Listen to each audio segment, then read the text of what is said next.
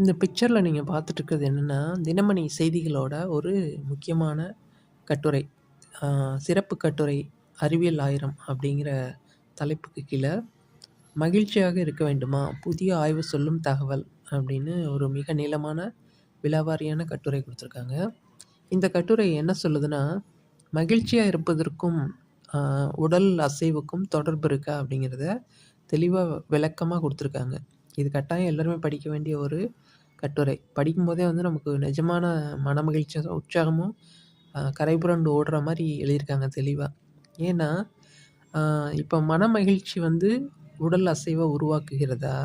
அல்லது உடல் அசைவு வந்து மனமகிழ்ச்சிய உருவாக்குதா? அப்படின்னு கேட்கும்போது, 2மே உண்மை அப்படிங்கிறாங்க. எப்படி கோழியிலேருந்து முட்டை வந்துச்சா? முட்டையிலேருந்து கோழி வந்துச்சான்னு கேட்டு கன்ஃப்யூஸ் ஆவோம் இல்லையா? அப்படி இல்லாம வைஸ் வெர்சா 2மே வந்து உண்மை.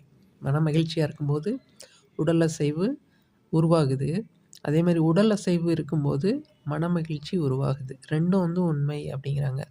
இத தெளிவா ஒவ்வொரு பேராகிராஃபா நம்ம படிச்சு, அத வந்து நம்ம மைண்ட்ல ஏத்திக்கிறது, நம்ம வருங்காலம், நிகழ்காலம் எல்லாத்தையுமே வந்து உற்சாகமாவும், சந்தோஷமாவும் வாழ வந்து வழி காமிக்குது.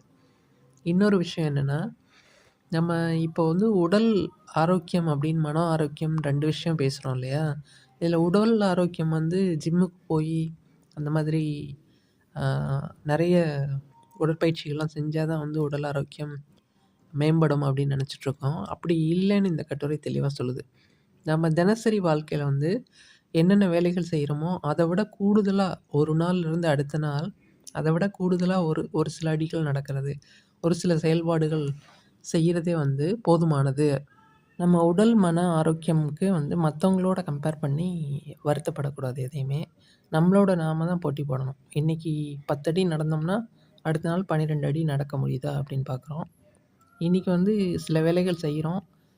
நாளைக்கு அத விட கூடுதலா கொஞ்சம் வேலைகள் செய்ய முடியுதான்னு ஒவ்வொரு நாளும் நம்ம கூடயே நம்ம போட்டி போட்டா தான் வந்து ஆ மகிழ்ச்சியும், உடல் அசைவும் கலந்த ஒரு இன்பமான வாழ்க்கை நமக்கு அமையும்.